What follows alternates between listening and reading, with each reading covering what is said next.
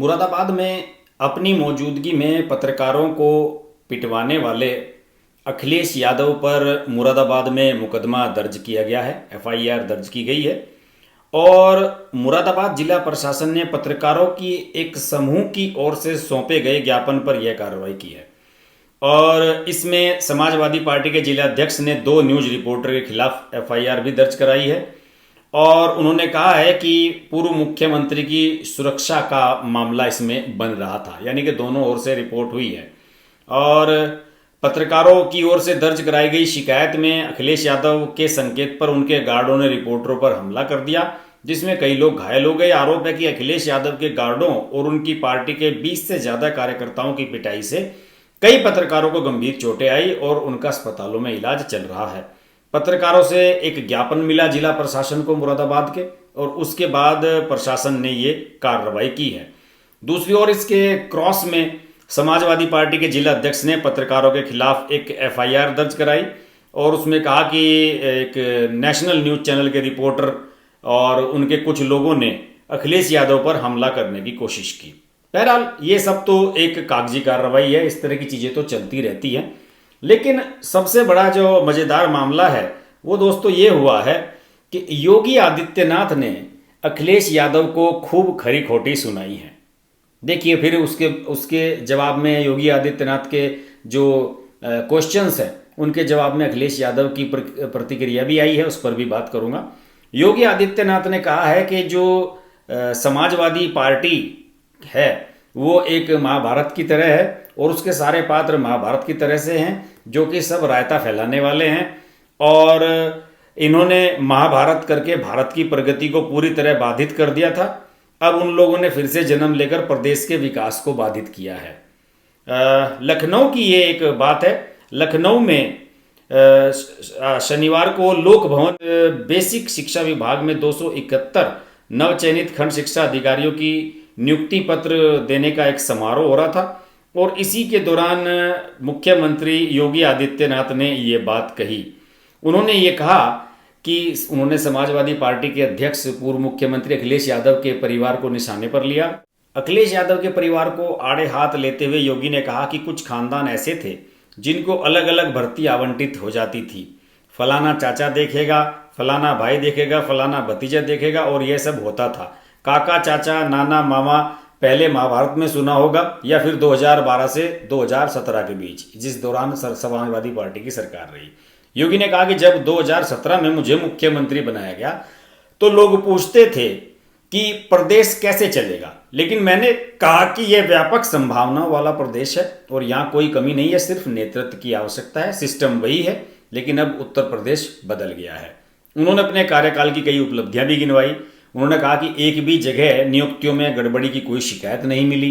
हमने स्वतंत्रता दी कि चयन की प्रक्रिया पूरी तरह पारदर्शी होनी चाहिए, ईमानदारी पूर्ण होनी चाहिए और किसी भी तरह का भेदभाव नहीं होना चाहिए। ये सब बातें उन्होंने कही।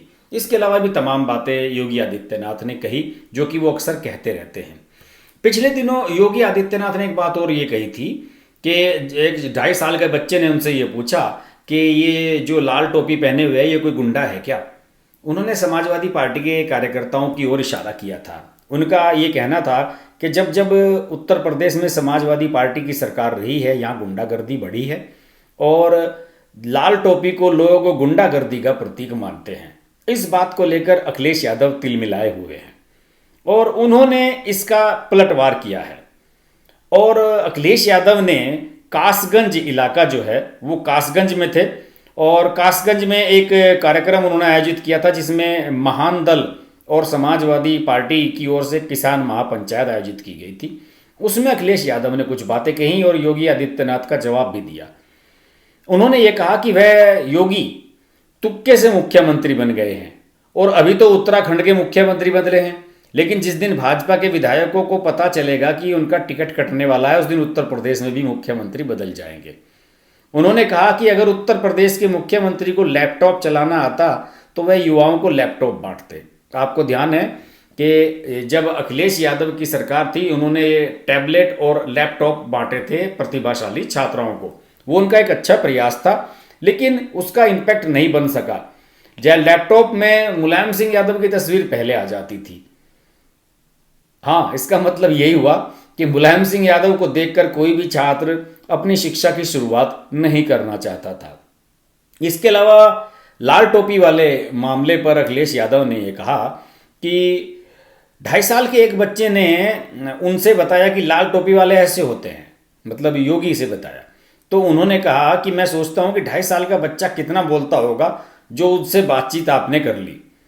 उन्होंने ये भी कहा कि मुख्यमंत्री आप भी लाल टोपी लगा लो तो अच्छे दिखोगे।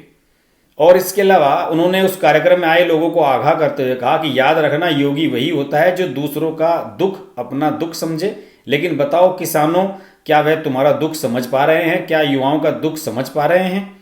और उन्होंने कहा कि 2022 के विधानसभा चुनाव में उनका महान-दल और राष्ट्रीय लोकदल से गठबंधन होगा और वह किसी राष्ट्रीय दल से गठबंधन नहीं करेंगे। खैर, अखिलेश यादव से वैसे भी गठबंधन कोई करने वाला है नहीं। पिछली बार कांग्रेस ने गठबंधन किया था और क्या दुर्गति कांग्रेस की हुई थी और क्या अखिलेश यादव की हुई थी, सब जानते हैं। जब यूपी के लड़के बनकर घूमे थे राहुल गांधी और अखिलेश यादव।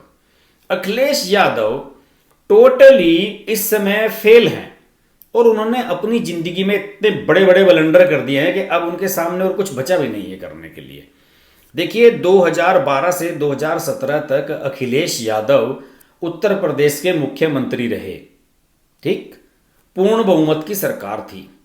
उसके बावजूद भी उन्होंने 2014 का लोकसभा चुनाव का नतीजा देखकर अपना गठबंधन कर लिया कांग्रेस से। 2017 के विधानसभा चुनाव में उन्हें लगा कि भाई मेरी सरकार पता नहीं बन पाएगी या नहीं। वर्तमान में आप मुख्यमंत्री हैं, 5 साल से आप सरकार चला रहे हैं और उसके बावजूद भी आपको इतना कॉन्फिडेंस नहीं है कि आप अपने दम पर सरकार बना पाएंगे। आप कांग्रेस जैसी पिटी हुई पार्टी के साथ समझौता कर रहे हैं और उसका नतीजा उन्हें भुगतना पड़ा। इसके बाद इससे भी बड़ा ब्लंडर अखिलेश यादव ने किया 2019 में। 2019 के लोकसभा चुनाव में उन्होंने बसपा से समझौता कर लिया, जो कि जानी दुश्मन है समाजवादी पार्टी की।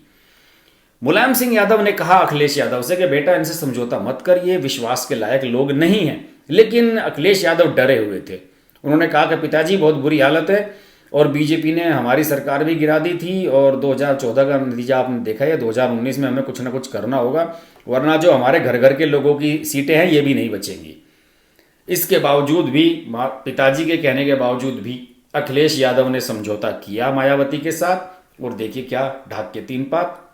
मायावती के तो 0 सांसद थे 2014 में, उनके 10 हो गए, लेकिन अखिलेश यादव के 4-5 ही रहे। ऊपर से डिंपल यादव भी हार गई। तो अखिलेश यादव एक ऐसे राजनेता हैं जिन्हें घर बैठे हुए सब कुछ मिला है। और जिस तरीके से उन्होंने मुख्यमंत्री आवास खाली किया था और लोग उन्हें टोटी चोर कहते हैं, वहां के मुख्यमंत्री आवास की टोटियां वगैरह भी वो निकाल कर ले गए थे। तो उन्होंने अब तक कोई ऐसा इंप्रेशन क्रिएट नहीं किया है कि उन्हें आप ढंग का नेता कह सके। वो सिर्फ एक तीर तुक्का चला रहे हैं, इससे ज्यादा वो कुछ नहीं कर पा रहे हैं। आप सोच रहे होंगे कि 2 दिन में मेरा तीसरा वीडियो अखिलेश यादव पर है। वो इसलिए है कि अखिलेश यादव बड़ा दम में भर रहे हैं कि हम 2022 में बीजेपी की सरकार को हरा देंगे, ये कर देंगे, वो कर देंगे, लेकिन होता हुआ कुछ नहीं नजर आ रहा है। वो जहां भी कुछ करने जा रहे हैं उनसे ब्लंडर ही हो जा रहे हैं और शायद अब वो इसलिए संभल रहे हैं और ये कह रहे हैं कि किसी बड़े राष्ट्रीय दल से समझौता नहीं करेंगे। समझौता आप करेंगे भी किससे? राष्ट्रीय दल और है भी कौन सा? कांग्रेस से आपने 2017 में करके देख लिया, 2019 में आपने बसपा से करके देख लिया, और राष्ट्रीय लोकदल और महान दल ये सब लोकल दल हैं। 20-25 सीटों के अलावा इनका कहीं प्रभाव है नहीं। तो अखिलेश यादव अब योगी आदित्यनाथ जो आपको सवाल उठा रहे हैं आपके प्रशासन पे और आपकी गुंडागर्दी पर, जरा उसकी इमेज बदलने की कोशिश कीजिए। लाल टोपी वाले गुंडे होते हैं, ये तो आपने खुद प्रूव कर दिया जब अपनी मौजूदगी में आपने पत्रकारों को पिटवा दिया।